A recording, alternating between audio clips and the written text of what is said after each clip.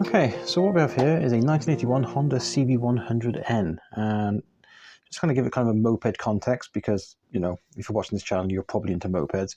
This is the big brother to the Honda CB50, much like the Yamaha YB100 was the big brother to the Yamaha FS1E. It's actually very similar in size to a CB50, except it's got 100cc engine. It has got disc brake on the front, although it's mechanical, not hydraulic, drum on the back, 18-inch wheel on the front, 17-inch on the back. So yeah, if you're really into mopeds, but you want something with a bigger engine, I recommend something like this because they're compact, but they are, you know, they take a lot of space for storage. Anyway, it's here because it belongs to a friend of mine who deals in classic bikes, and he can't get it to run. He's got no spark.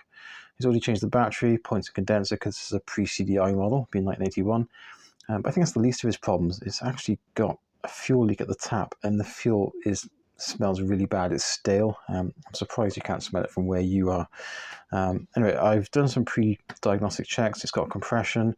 I've got lights up on the clocks when I put the ignition on, so we are getting power hopefully to the coil. I'll find that out when I take the tank off. So it's getting a bit late now to do any work on it, so I will bring you back when we've got a bit more daylight. Okay, so it's Saturday morning and the weather is nice and dry, a little bit breezy, but at least it's not raining. So let's try and find out why there's no spark. I have charged the battery up ready, just to give us a fighting chance. And next we need to take off the petrol tank to get to the ignition coil.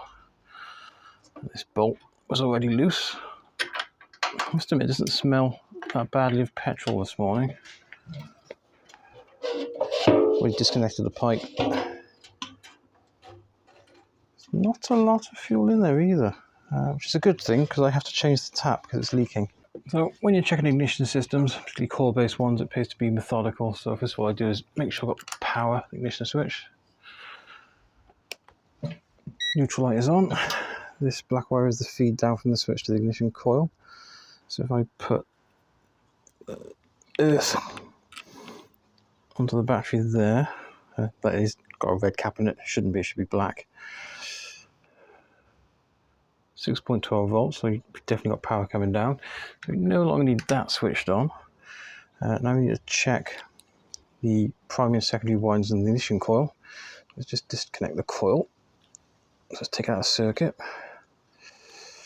That's the wire down to the points. That's the condenser here. So put that onto the resistance scale. Put that on there. This will test the primary winding. Looking around about 1 to 2 ohms.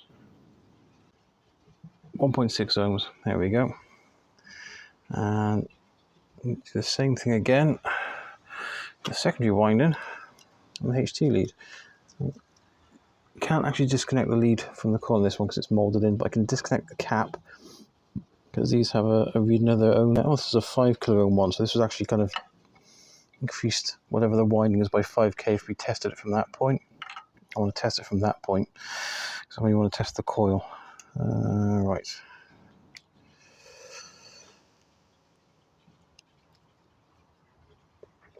.16 kilo ohms. That's a good reading, that is. Yeah. So yeah, that coil is good. Right. Now let's check the condenser and the points. So the points are behind here. Somebody's already been here, obviously, beforehand to change the points.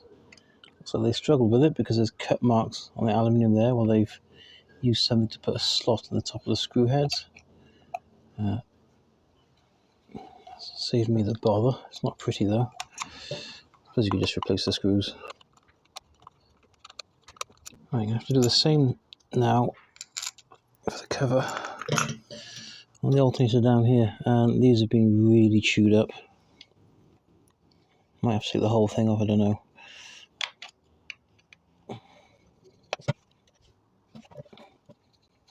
Wow, offset slot head. Okay. It's pretty, isn't it?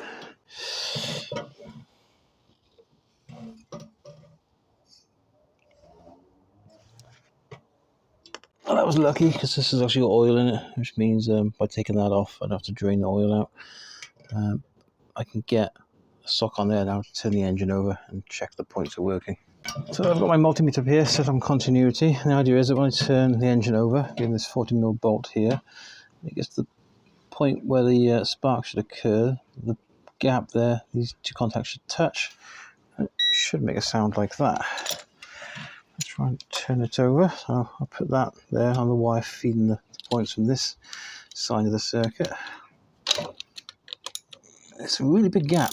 It's much bigger than it should be. And sure enough, the points don't actually close. So I need to adjust that. Pretty much all core basic ignition systems use a 15th hour gap, which is 0.3 to 0.4 millimeters. So, you know, I'll adjust it to that. Okay, so you'll set your points gap using a set of feeler gauges and make sure they're nice and clean, no oil on them from like when you've been setting your tappets on your vintage car or whatever.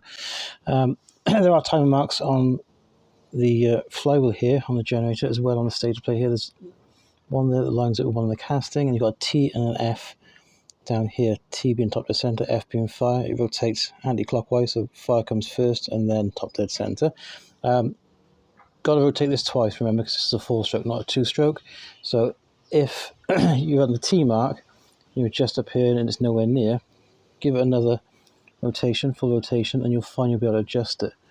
Now, the other thing is that little notch there was smack between those two dots. And it looked closed and it wasn't. So don't kind of really want to speculate that the person assumed that's where it had to be for the gap to be right. It just so happens that it wasn't. It looked closed, but it wasn't.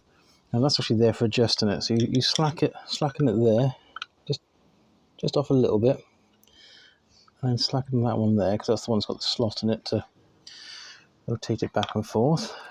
And you put your screwdriver in there, and that will allow you to open and close the gap. And just close it until you can just feel a bit of drag on there.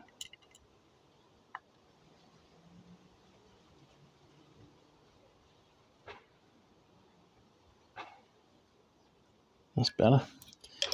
And just nip it up then. Okay, so what I've done is I've rotated the generator flywheel around. That F mark lines up down there in that little groove at the point where the actual contact breakers were closed. And then I rotated it around until they opened. And the point where they were supposed to open at is actually on that casting there. I'll just zoom in a bit for you. It's that mark there, not that little one up there. So I think the person who took this apart mistook it to be there. Alright, one last thing to check on the ignition system once all the timing has been done is that condenser there. Now you can check that with a multimeter once you've taken out a circuit with everything else. If you've got a capacitance scale on it, that's measured in farads. I haven't, so I've essentially had to put it all together, make sure the timing's right, and then kick it over. And I'm looking for sparks there. If there's any sparks there, it's a sure enough sign the condenser's failed, because its main purpose is to stop that from happening. And you get sparks, it burns the points out quite quickly. Also helps boost the charge in the primary winding. But so I have just turned it over. There's no spark in. Right, let's see if we've got a spark, shall we?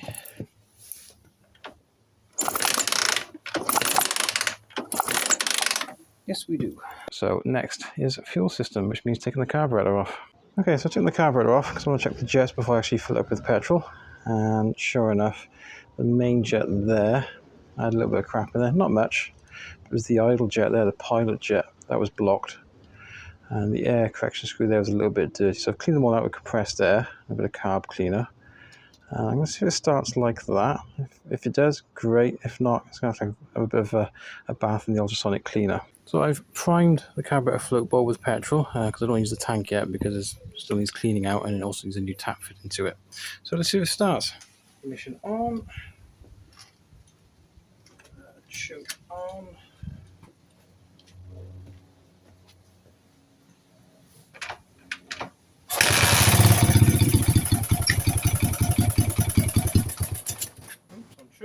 Choke off.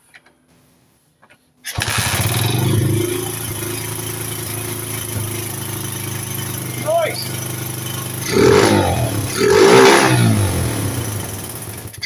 Okay, so there's one last job I've got to do, which is change the fuel tap, but that's currently on order, and it's just an additional thing that the owner asked me to do. It was leaking, and I can see why. It's the thread is chewed up on it. I've temporarily fitted one off an old Honda ATC to it, just to stop kind of any smells from coming out, because it does stink, but there's no fuel in the tank. But yeah, my main objective was to basically find out why it wouldn't start, and once I got the spark, clean up the carb, it does run nicely. So anyway, with that, thank you for watching. Remember to please like and subscribe, and hit that notification bell as well, so you know when new videos are coming out. Take care. I'll see you again soon.